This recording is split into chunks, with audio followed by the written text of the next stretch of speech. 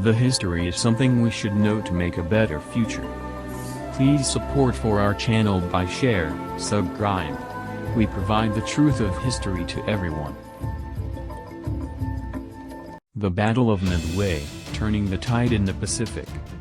6 months after the Pearl Harbor attack, the Japanese planned to lure the American aircraft carriers into a trap at Midway Islands.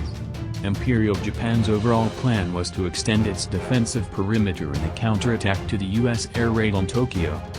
Earlier, the Japanese Navy had made near-simultaneous attacks in Singapore, Malaya, the Philippines, and the Dutch East Indies around the time they attacked Pearl Harbor on December 7, 1941. For the next 6 months, the Japanese Empire essentially consolidated its position in these western outposts after attaining its initial strategic goals swiftly. The Japanese Navy's stupendous achievement prior to Midway. The Japanese Navy had tasted great success at 5 locations. The preliminary planning for the next phase of attacks started quickly in January 1942. Admiral Isoroku Yamamoto, the head honcho of Japan's sea warfare, was obsessed with eliminating America's carrier forces. He considered the U.S. carrier forces as the key threat to the Japanese Pacific campaign. Admiral Yamamoto eyes U.S. carriers.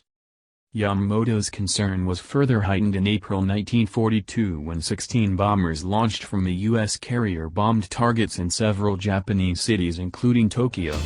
Although this raid was militarily insignificant, it exposed the vulnerability of Japanese cities to American bombers. Additionally, American carriers made numerous successful hit-and-run raids in the South Pacific. Yamamoto wasn't keen on attacking Pearl Harbor again because he was wary of the American land-based firepower on Oahu. Hence, after careful planning, Yamamoto selected Midway Island, a small atoll at the northwest tip of the Hawaiian Islands. This atoll is around 1,100 nautical miles, approximately 1,300 miles, 2,100 kilometers, from Pearl Harbor. Midway was effectively beyond the range of most American aircraft stationed on Oahu or other Hawaiian islands. Yamamoto was confident that all the U.S. Navy carriers in the Pacific Fleet would come to defend Midway Island because it was of strategic importance to the U.S. U.S. codebreakers warned the U.S. Navy of the impending attack at Midway.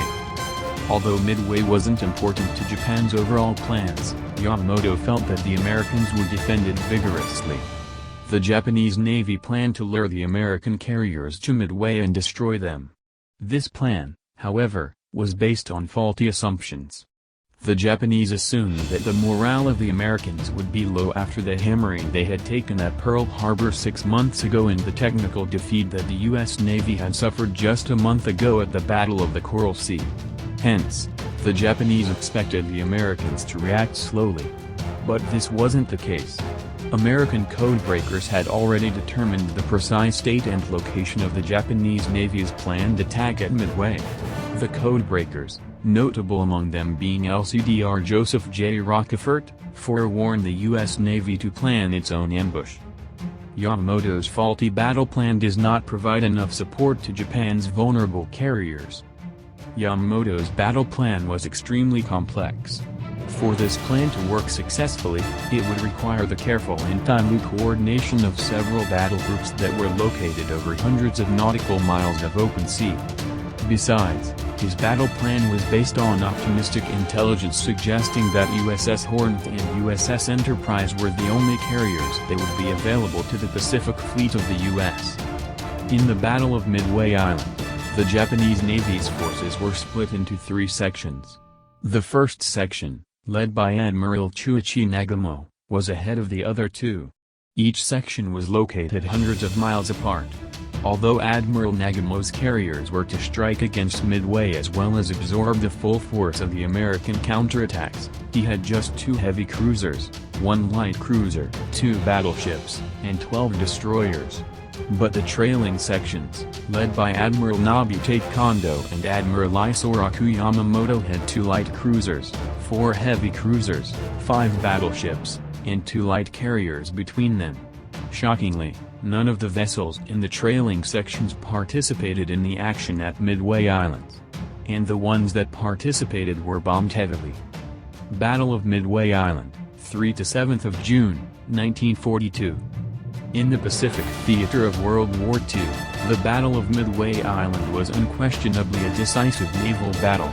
Coming just 6 months after the demoralizing Pearl Harbor attack, and 1 month after the Japanese Navy's tactical victory in the Battle of the Coral Sea, the U.S. Navy won this decisive battle comprehensively.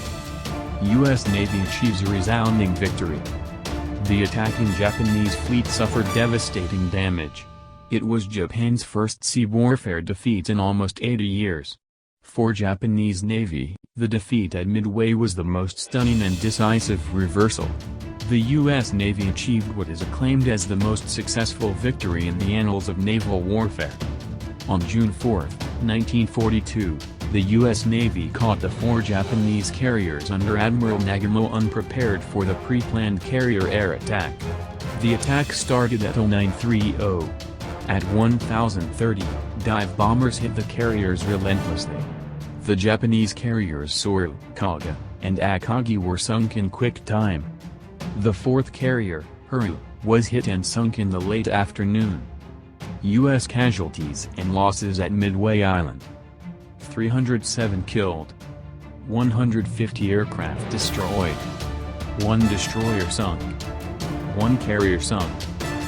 Upon these casualties and losses at Midway Island: 3,057 killed, 248 aircraft destroyed, 1 heavy cruiser damaged, 1 heavy cruiser sunk, 4 carriers sunk.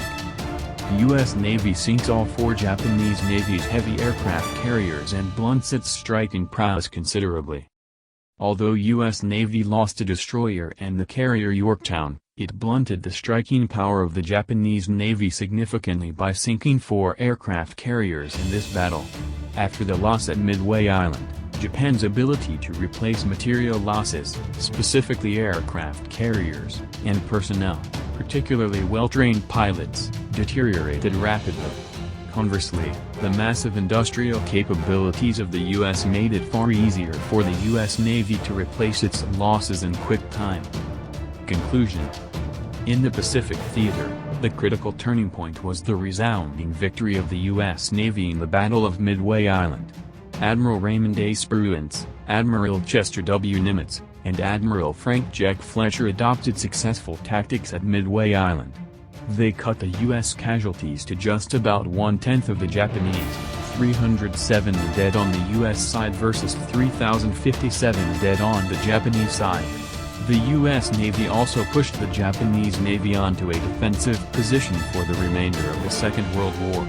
Imperial Japan's ability to launch an attack in the Pacific was severely dented due to the loss of 4 aircraft carriers. And if you ever happen to visit Oahu, there are plenty of Pearl Harbor tours that cover the events that happened, that later lead to the Battle of Midway.